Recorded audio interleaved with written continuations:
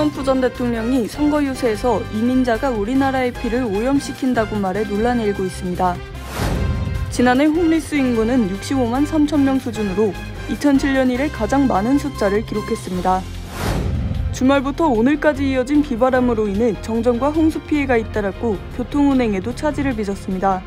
뉴욕시 전역에서 최소 90건 이상 나무가 쓰러지는 사고가 보고됐습니다. 미국의 보통 가정에서는 평생 170만 달러를 벌고 있으나 결혼과 자녀 양육 등으로 2배인 340만 달러를 써야 하는 것으로 조사됐습니다. 무료 경품에 당첨됐다며 이에 대한 배송비 또는 각종 수수료나 개인정보를 요구하는 사기가 기승을 부리고 있습니다.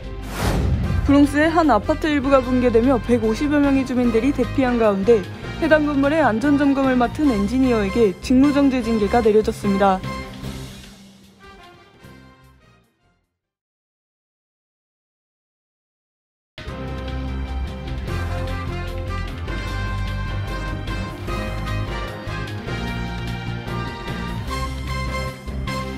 여러분 안녕하십니까? KBTV 뉴스9 이태원입니다. 공화당의 유력 대선 주자인 도널드 트럼프 전 대통령이 또다시 이민자들을 겨냥한 인종혐오 망언을 해 파문이 일고 있습니다. 트럼프 전 대통령은 뉴햄슈어에서 열린 선거 유세에서 이민자가 미국의 피를 오염시킨다고 말했습니다. 첫 번째 소식 전장 기자가 전해드립니다. 트럼프 전 대통령이 내년 1월 공화당의 첫 경선 프라이머리가 열리게 될 뉴햄프셔주 선거 유세에서 지지자 수천 명이 모인 가운데 남미뿐 아니라 아시아, 아프리카 출신 이민자도 미국으로 유입된다고 비난하며 이민자가 우리나라의 피를 오염시킨다고 말했습니다. 이 같은 발언은 유세 전 언론에 사전 배포된 자료에는 없는 문구라고 로이터는 전했습니다. 극렬 지지자 결집을 위해 반이민 선동을 마다하지 않는 트럼프 전 대통령이 이민자 문제와 관련해 미국의 피를 더럽힌다는 식의 반이민 인종 혐오 언사를 쓴 것은 이번이 처음이 아닙니다. 그는 지난 9월 극우 성향 웹사이트 내셔널 펄스와의 인터뷰에서도 이민자를 겨냥해 미국의 피를 오염시킨다는 표현을 사용했습니다. 트럼프 전 대통령의 이 같은 발언에 대해 과거 나치 정권의 유대인 말살 주장과 비슷하다는 지적까지 나오는 등 파문이 커지고 있습니다. 제이슨 스텔리 예일대 교수는 아돌프 히틀러가 나의 투쟁에서 독일인의 피가 유대인에 의해 오염되고 있다고 주장한 걸 연상시킨다고 말했습니다. 스텔리 교수는 그는 이 어휘를 집회에서 반복적으로 사용하고 있다며 위험한 발언이 반복되면 그것이 정상 취급되고 권장되는 관행이 생긴다고 우려했습니다. 이 밖에도 트럼프 전 대통령은 이날 유세에서 북한 김정은 국무위원장을 매우 좋은 사람이라고 평가하기도 했습니다.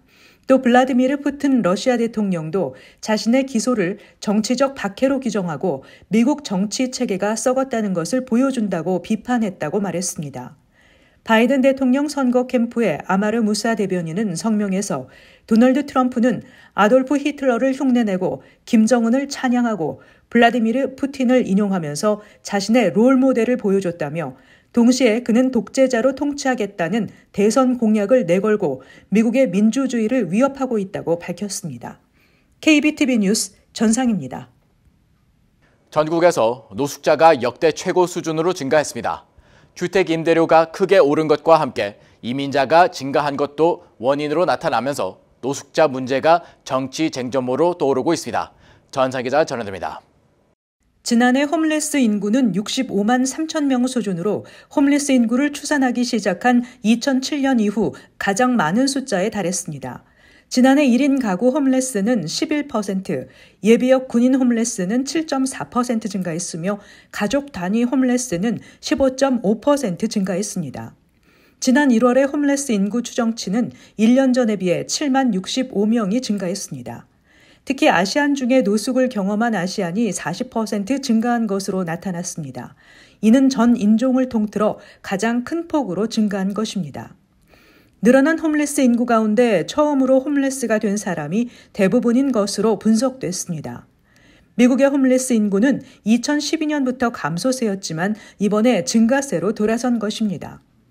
조 바이든 행정부와 전문가들은 코로나19 팬데믹 기간에 정부가 시행한 긴급 임대료 지원과 세입자 퇴거 금지 등 특별 조치가 종료되면서 임대료가 치솟은 것이 노숙자 급증에 영향을 미쳤다고 설명했습니다. 코로나19 팬데믹 이후 공정시장 임대료로 불리는 기본 주거비용은 20% 넘게 증가했으며 임대료 상승은 노숙자 증가로 이어진다는 연구 결과도 잇따라 나오고 있습니다. 또 연방정부의 주거 지원은 적격 대상 4가구당 1가구에 그쳤습니다. 이민자 증가도 노숙자 증가 요인으로 꼽혔습니다. 뉴욕과 덴버, 시카고 등 이민자 유입이 많은 도시에서 노숙자가 급격히 증가했습니다. 이 중 뉴욕의 노숙자는 42% 급증한 8만 8천 명으로 전국에서 가장 많았습니다. 펜실베니아 대학의 데니스 컬헤인 교수는 노숙자 증가자의 약 55%는 라틴계이지만 이들이 이민자인지는 조사가 이루어지지 않았다고 지적했습니다. 뉴욕타임즈는 노숙자 급증과 관련해 더 많은 지원을 해야 한다는 진보 진영과 보다 엄격한 규제 정책과 치안 유지가 필요하다는 보수 진영 간의 논쟁을 촉발할 것으로 전망했습니다. 내년 대선에서 공화당 후보로 재선을 노리고 있는 도널드 트럼프 전 대통령은 노숙자들을 관련 시설에 강제 수용할 것이라고 말해왔습니다. 공화당 일각에서는 노숙자들의 약물 중독이나 정신건강 문제를 치료하지 않고 거처를 제공하는 연방정부의 주거 우선 정책을 비판하고 있습니다. 옹호론자들은 노숙자들의 생명을 구하는 정책이라며 더 많은 지원 자금이 필요하다고 주장하고 있습니다. KBTV 뉴스 전상입니다. 주말부터 오늘까지 이어진 비바람으로 인해 곳곳에서 홍수 및 정전 사태가 이어졌습니다. 특히 뉴욕 뉴저지 커네티컷 지역을 아우르는 트라이스테이트 지역에 시속 60마일의 강풍이 불며 해안가 파도가 높아져 주민들의 피해가 속출했고 학교 수업이 중단되고 항공편이 취소 또는 지연되는 사태가 이어졌습니다. 김은지 기자의 보도입니다. 휘몰아치는 돌풍을 동반한 이번 비 소식은 12시간에서 지역에 따라서는 24시간 동안 이어졌습니다. 도로 곳곳 나무가 뿌리째 뽑혀 쓰러지는 사례가 속출하며 정전과 홍수 피해가 잇따랐고 교통 운행에도 차질을 빚었습니다. 어젯밤부터 오늘 아침까지 트라이스테이트 전 지역에 2에서 4인치 이상의 강우량을 기록했으며 뉴저지 롱밸리 지역에는 6인치 이상의 비가 내렸습니다. 특히 롱아일랜드 남쪽 해안가 지역에 파고가 높아지며 해안가 주민들 일부가 대피해야 했습니다. 뉴저지 북동부, 로어 허드슨밸리, 커네티컷 남서부 지역에서는 강물이 범람하는 피해가 속출했습니다. 비가 멈춘 후에도 고인물이 흘러들면서 패스익 강과 세대강을 포함한 뉴저지 강 곳곳의 수위는 내일까지 계속 상승할 것으로 보입니다. 이번 사태로 뉴욕 일대 공항에서 약 140건의 항공편 취소와 지연 사태가 발생했습니다.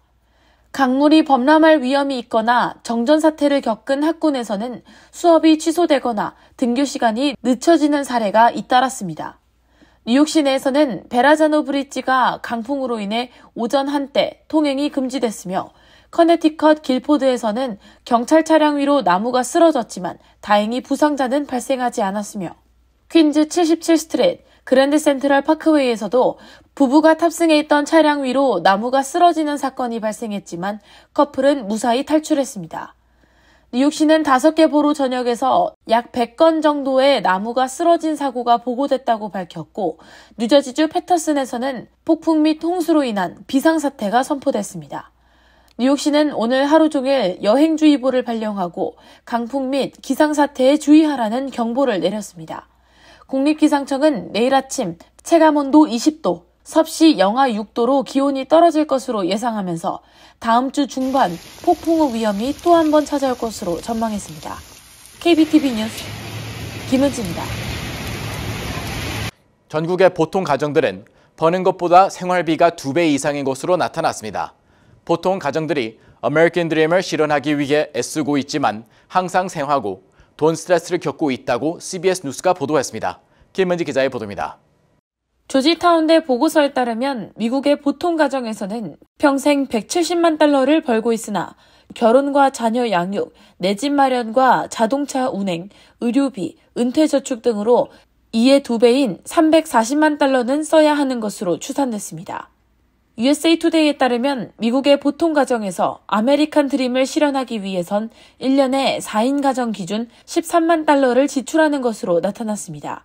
이에 비해 미국 가구의 중위 연소득은 그의 절반인 74,450달러이기 때문에 평생으로 계산하나, 매년으로 계산하나 보통 가정의 돈 걱정은 지속되고 있음을 보여주고 있습니다. 더욱이 보통 자녀 2명을 양육하고 대학 1학년까지 대주는 양육과 보육, 일부 학비, 의료비, 내 집 마련 비용 등은 해마다 오르고 있어 중산층 이하 보통 가정에서 생활고가 더 심해지고 있다고 CBS 뉴스는 지적했습니다.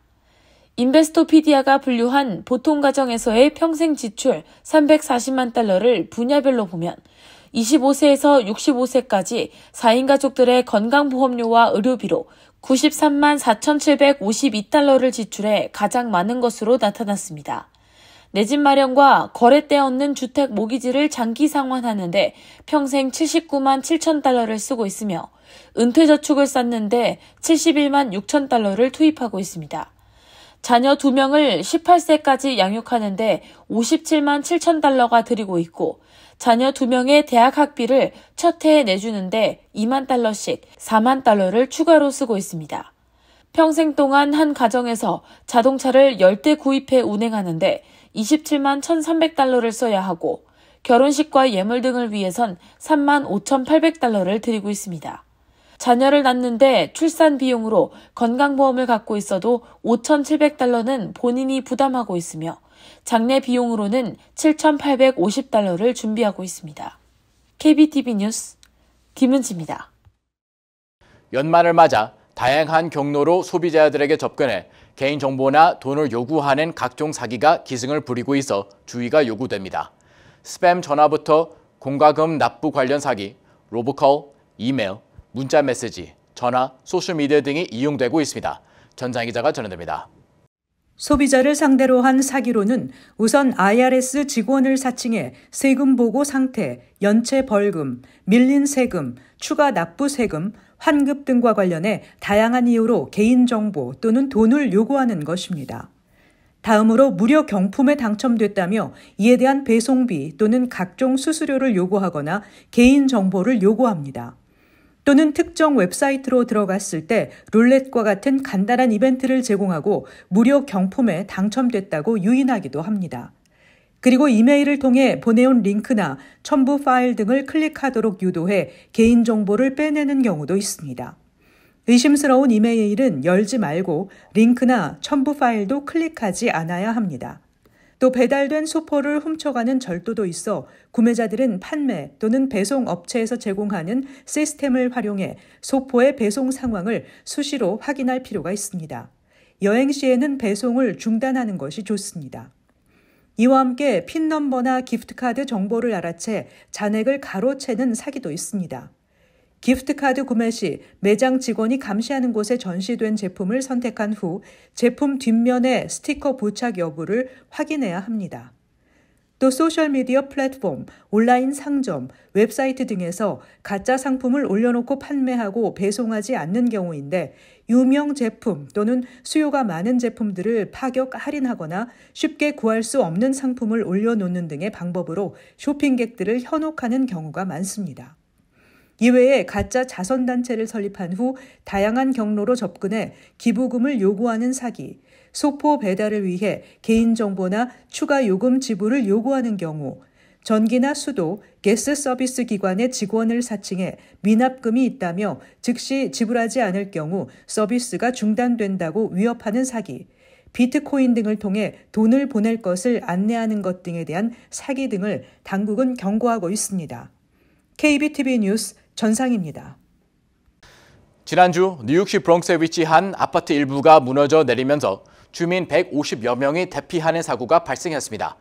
해당 아파트에 대한 안전을 점검한 엔지니어에 대해 업무 정지라는 징계가 내려진 가운데 해당 아파트가 지어진 지 100년 가까이 된 것으로 드러나 오래된 건물이 많은 뉴욕시 빌딩에 대한 안전상의 우려가 제기되고 있습니다. 보도에 정지원 기자입니다. 지난주 뉴욕시 브롱스에 위치한 한 아파트 일부가 붕괴되면서 아파트 안이 훤히 들여다보일 정도로 건물이 손상되고 주민들이 대피하는 소동이 벌어졌습니다. 뉴욕시 소방국이 무너져 내린 12피트 높이 잔해를 수색한 끝에 2명의 여성이 대피 과정에서 다쳤을 뿐 다행히 인명피해는 없었다고 밝혔습니다. 아파트의 4분의 1 정도가 무너져 내린 브롱스 모리스 하이츠에 위치한 해당 아파트는 약 100년 전인 1927년에 지어진 6층짜리 아파트로 2021년 3월 마지막 점검 당시 균열 등 7개의 위험 요소에 대해 그 어떠한 조치도 내려지지 않은 것으로 드러났습니다. 뉴욕시 빌딩국 국장 제임스 오도는 해당 아파트에 대한 안전점검에 나선 엔지니어가 명확한 구조적인 건축 기둥을 파악하지 못했다며 건축 기둥을 장식용 기둥으로 생각하고 그에 대한 구조적인 결함을 파악하는 데 실패했다고 지적했습니다. 이어 점검 당시 해당 아파트를 안전하다고 평가했던 엔지니어에게 직무정지 징계를 내렸으며 해당 엔지니어가 최근 진행한 368건의 안전진단 역시 모두 재검토에 돌입한다고 발표했습니다.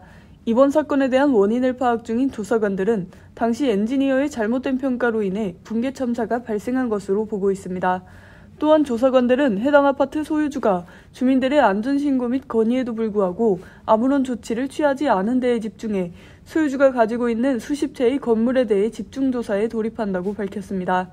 지난주 월요일 아파트 일부가 붕괴되는 참사가 발생하며 150명의 주민이 해당 건물에서 나와 대피소에서 생활하고 있습니다. 리치 토레스 뉴욕하원 의원은 이번 주택 참사로 인해 수십 년간 지내온 집을 떠나 필수품만 들고 나올 수밖에 없던 주민들을 위해 더 많은 보호 및 지원 조치가 필요하다고 촉구하고 나섰습니다. 건물 일부가 내려앉은 96년 된 아파트 사건으로 인해 특히 오래된 건축물이 많은 뉴욕시 빌딩 안전에 대한 우려가 높아지고 있는 상황입니다. KBTV 뉴스 정지원입니다. 뉴저지 차량 등록 기간을 매년 갱신해서 2년마다로 확대하는 법안이 추진되고 있습니다. 현재 뉴저지에서는 신차 구입이나 리스를 제외하고는 매년 차량 등록을 해야 합니다. 신차 구입 또는 리스의 경우만 등록 기간이 4년까지 지속될 수 있습니다. 이에 대해 매년 차량 등록을 갱신하는 것이 운전자들에게 적지 않은 불편함을 준다는 이유에서 갱신 기간을 2년마다로 연장하는 내용의 법안이 추진되고 있는 것입니다. 당초 법안은 승용차 등록 기간을 1년에서 10년마다로 선택할 수 있는 내용으로 상정됐습니다. 하지만 주 상원교통위원회 심의 과정에서 등록 기간을 최대 2년까지 허용하는 것으로 변경됐습니다. 교육부가 뉴욕 주립대 캠퍼스 4곳에 연방정부 교육기금 $900만 지원했습니다. 올스위고, 이리 커뮤니티 칼리지, 풀턴 몽고메리 커뮤니티 칼리지는 기관 프로그램 강화 보조금을, 웨체스터 커뮤니티 칼리지는 히스패닉계 지원 보조금을 받았습니다. 보조금은 교수진 개발, 기부기금 설립, 행정관리, 학업 프로그램 개발 및 향상에 사용될 수 있습니다. 올해 호컬 주지사가 수니 트랜스포메이션 펀드를 통해 수니에 주목할 만한 투자를 한 결과 캠퍼스는 상담, 교통, 보육 및 재정 지원과 같은 포괄적인 서비스를 확대할 수 있었습니다. 연방거래위원회 FTC는 자동차 판매 딜러를 대상으로 소비자 권리 보장 이행을 강제하고 불만 신고 접수 시 법적 대응을 통한 불법 이익금 환수에 나선다고 밝혔습니다. 차량 딜러 사기 방지 규제안은 2024년 7월 30일부터 시행되며 이 규제안은 차량 딜러 업체와 직원이 소비자를 기만하는 행태를 금지하는 내용을 담았습니다. FTC에 따르면 차량 판매 가격 허위 표기 및 낚시 광고 금지, 숨겨진 비용 추가 및 불필요한 옵션 판매 금지, 고객 동의를 받은 판매 계약 준수 등입니다. FTC는 차량 딜러 업체와 직원이 광고를 통해 차량 가격을 싸게 제시한 뒤 작은 글씨로 고액의 다운 페이먼트와 높은 이자율을 숨기는 행태를 지적했습니다.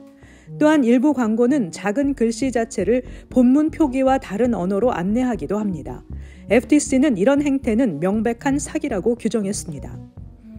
뉴욕시가 대중교통요금 할인제 페어페어스 프로그램의 소득 자격 기준을 확대해 이전보다 20% 증가한 연방 빈곤선의 120% 이하로 인상했습니다.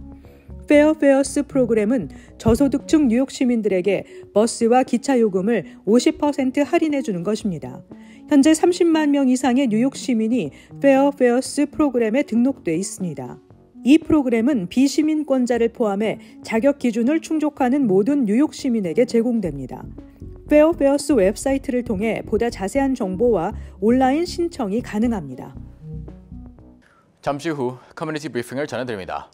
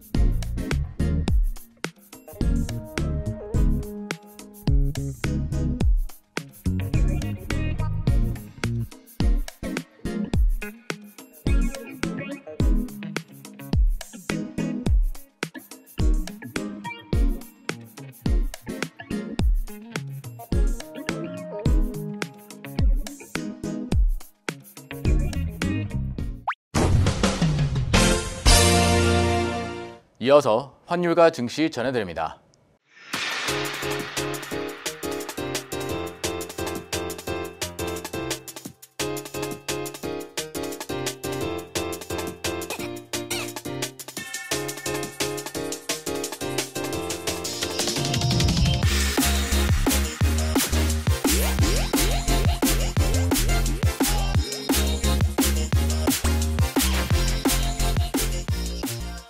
잠시 후 뉴욕과 뉴저지 날씨 전해드립니다.